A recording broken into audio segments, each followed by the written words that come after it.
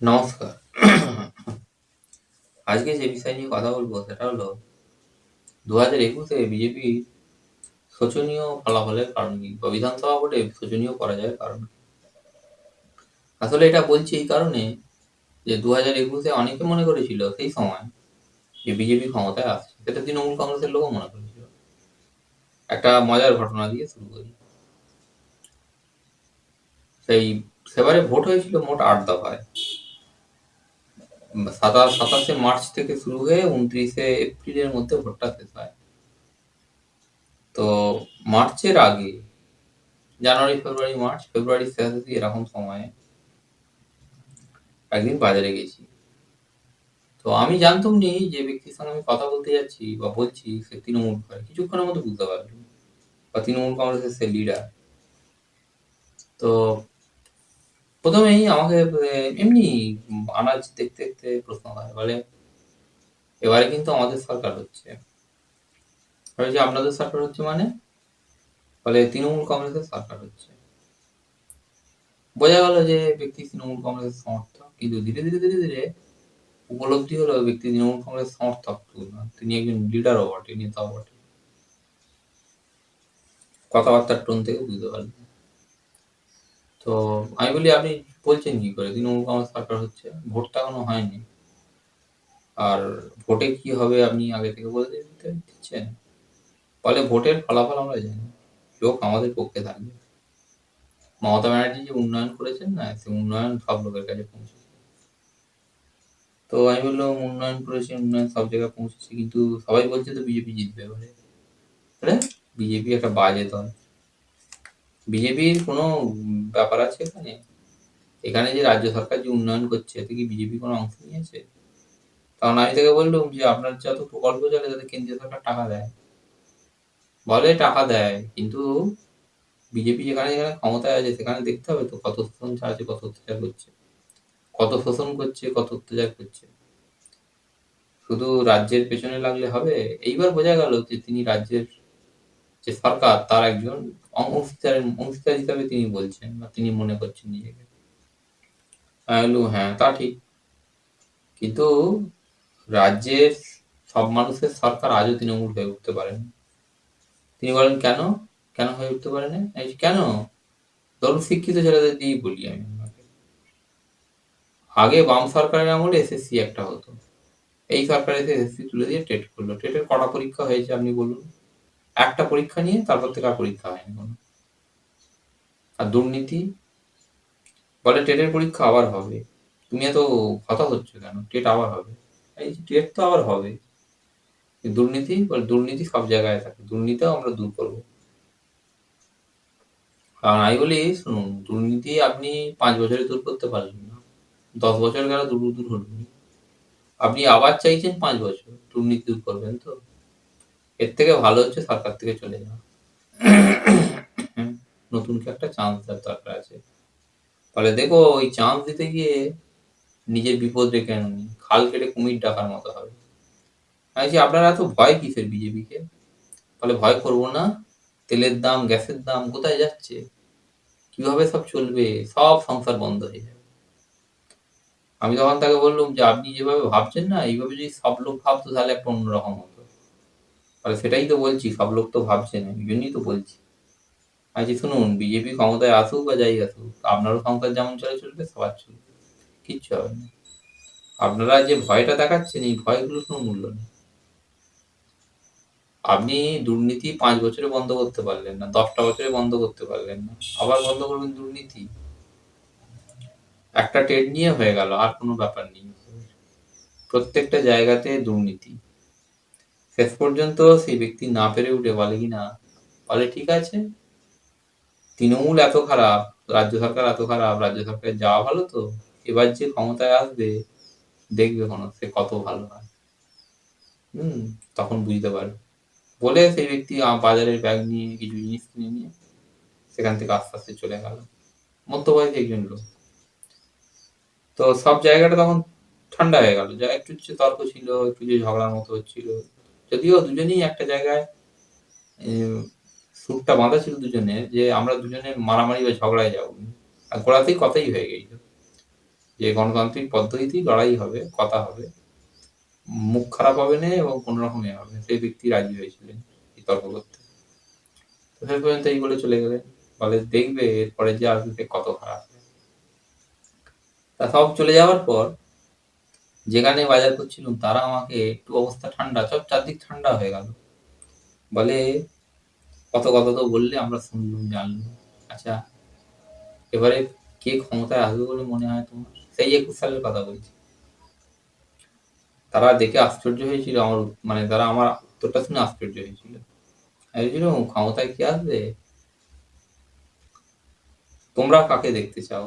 বলে তুমি বলো না কে আসবে ক্ষমতায়। আমি বলছি মমতা বন্দ্যোপাধ্যায় ক্ষমতায় আসবে। মানে বিজেপি কতগুলো সিট পাবে?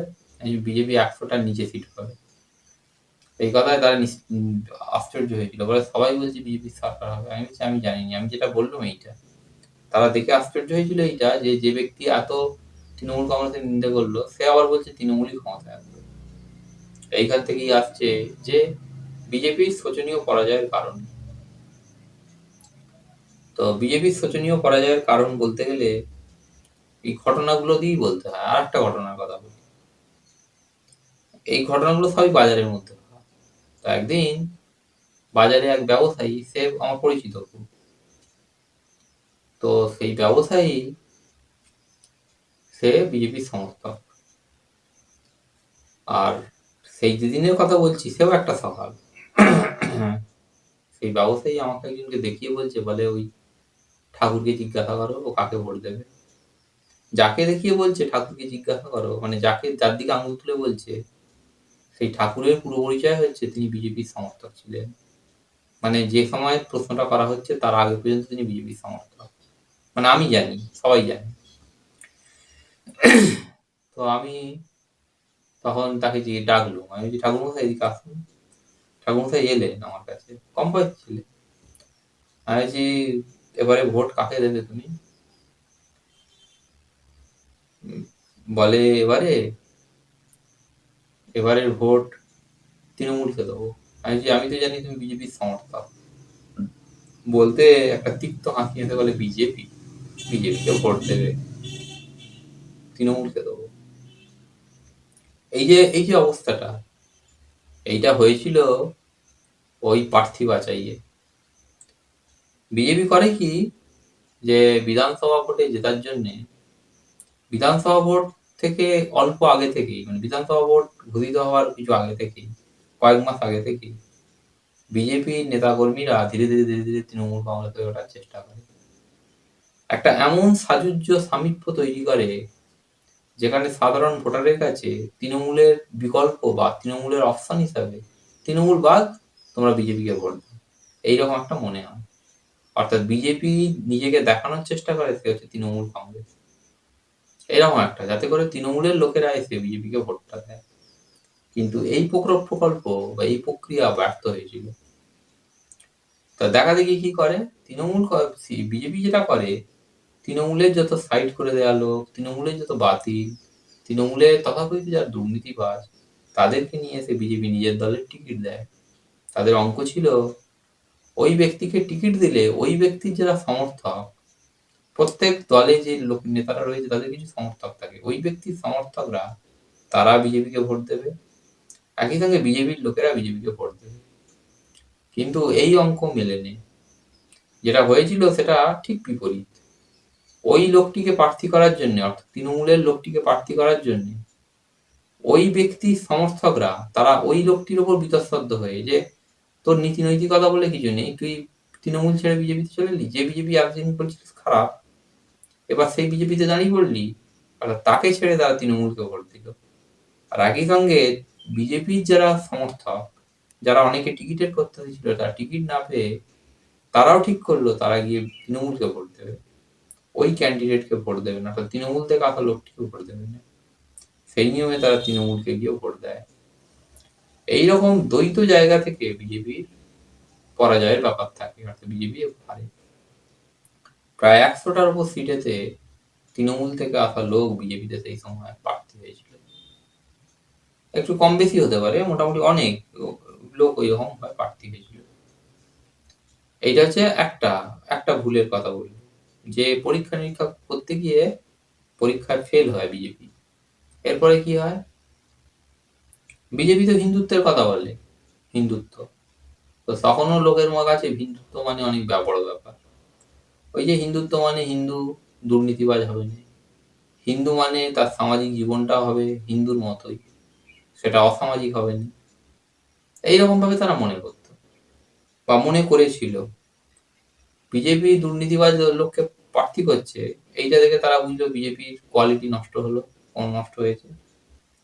এবার বিজেপি করলো কি, শোভন চট্টোপাধ্যায়ের মতো নেতা, শোভন চট্টোপাধ্যায়ের পরিচয় হচ্ছে তৃণমূলের নেতা, এর বউয়ের নাম হচ্ছে রত্না, এরা দুজনেই তৃণমূল কংগ্রেস করত। পরে শোভন একটি অন্যের বউয়ের সঙ্গে সম্পর্কে জড়ায় এবং রত্নার থেকে আলাদা হয়ে তারা বিজেপিতে ঢোকে, অর্থাৎ শোভন তার প্রেমিকাকে নিয়ে বিজেপিতে ঢোকে। 2021-এর একটু আগেই ঢোকে তারা, 19-এর পর ঢোকে।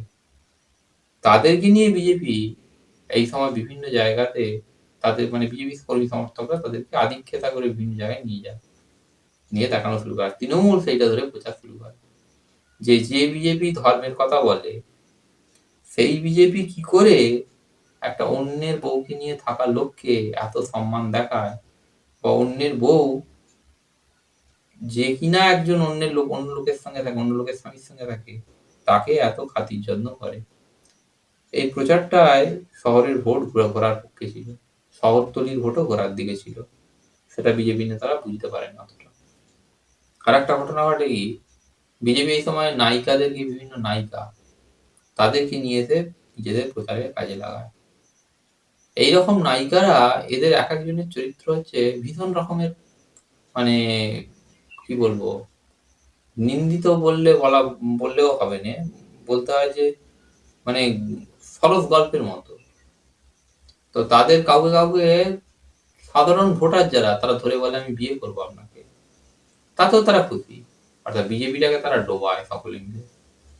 এবং বিজেপি যখন হারে, তারা আবার এক এক করে সব সরে গিয়ে তৃণমূল কংগ্রেস হতে পারে, তাদের কর্মজগৎ হতে পারে, সেখানে তারা ফিরে যায়। তো এই জিনিসগুলো হয়, এই জিনিসগুলোর ফলে বিজেপি হয়।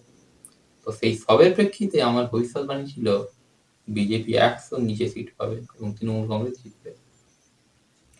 তো এই জিনিসটা হয়, বিজেপি হারার প্রক্রিয়াগুলোর মধ্যে এইগুলো ছিল, যে বিজেপি তৃণমূলের লোককে নিয়ে এসে প্রার্থী করে, বিজেপি অহিন্দু আচরণের সঙ্গে সম্পৃক্ত হয়। সব বিজেপি কর্মী এমন করছে এমন নয়, ওই একদল মানুষ, সব মানুষ যে সব বোঝে এমন তো নয়, যারা এই কাজগুলোকে হাইলাইট করলো সে সময়, তার থেকে ছেলেগুলো কি এত কিছু জানতো? তারা মনে করেছিল পাড়াতে তো এরকম কতগুলোই হয়, দেখা যাবে কে কার বউকে নিয়ে কি করছে, তো তার মতোই এটা ব্যাপার। কিন্তু তারা জানতো নি যে পাবলিক ফিগার আর একজন গোপনে একটা কাজ করছে, এই দুটোর মধ্যে তফাৎ আছে। পাবলিক ফিগার করাপ্টেড, এইটাকে বোধহয় লোকের মানতে কিছুটা কষ্ট আছে। তো ফলটা পড়লো, তৃণমূল হয়ে দেখানোর চেষ্টা, তৃণমূল জয়ী হলো, অর্থাৎ আসল নকলের খেলাতে আসল জিতে গেল। তৃণমূল কংগ্রেস করাপ্টেড আর দুর্নীতিবাজ, তৃণমূল কংগ্রেস খারাপ, সবকিছু মিলেমিশে তৃণমূল কংগ্রেস জিতল। এই ভোটেতে হতো কি, 2021-এর ভোটে তৃণমূল কংগ্রেসই জিততো, অর্থাৎ মমতা বন্দ্যোপাধ্যায়ই জিততেন, কারণ তখনও সাধারণ মানুষের মধ্যে মমতার প্রতি ভালোবাসা আছে, শ্রদ্ধা আছে, তারা মমতাকে দেখেই ভোটটা দিতেন। কিন্তু মমতার সিট কিছু কমতো, অর্থাৎ তৃণমূল কংগ্রেসের সিট কিছু কমতো। তৃণমূল কংগ্রেসের সিট হতো ওই 170 থেকে 180টা, কিন্তু বিজেপির ভুল রাজনীতির কারণে মমতা ব্যানার্জির দল তৃণমূল কংগ্রেস 200 ক্রস করে যায়, 215টা সিট পায়। অর্থাৎ মমতা নিজেও জানতে পারলেন না যে ঠিক কতটা বিজেপি তাকে ধাক্কা দিতে পারত 2021-এ। বিজেপির ভুল রাজনীতিতে তিনি 200 ক্রস করে যায়, যেটা পরের বারে আছে 2026-এ তার হলো, তার হলো 2026-এ আবার বিজেপির নেতারা বা তৃণমূলের নেতারাও কেউ ভাবতে পারেনি রেজাল্ট এইরকম আসবে, ম্যান্ডেট বা জনসমর্থন এইরকম হবে, এতখানি পাল্টে যাবে। অর্থাৎ তৃণমূল চলে যাবে বিজেপির জায়গায় আর বিজেপি যাবে তৃণমূলের জায়গায়, পুরো 180 ডিগ্রি ঘোরার মতো ব্যাপার হবে। এইরকম জিনিসটা হবে, ম্যান্ডেট তৃণমূলের বিরুদ্ধে গেছে, তৃণমূল এই ভোটে হেরেছে। কিন্তু গতবারে কিছু সিট মমতার কমতো বা তৃণমূল কংগ্রেসের কমতো। সেটা মমতা বন্দ্যোপাধ্যায় দেখতে পেতেন। কিন্তু বিজেপির রাজনীতির কারণে, ভুল রাজনীতির কারণে মমতার সিট ২০০ ক্রস করে যায় এবং বিজেপির ৭৭ টায় আটকে যায়। ধন্যবাদ। এই পর্যন্তই।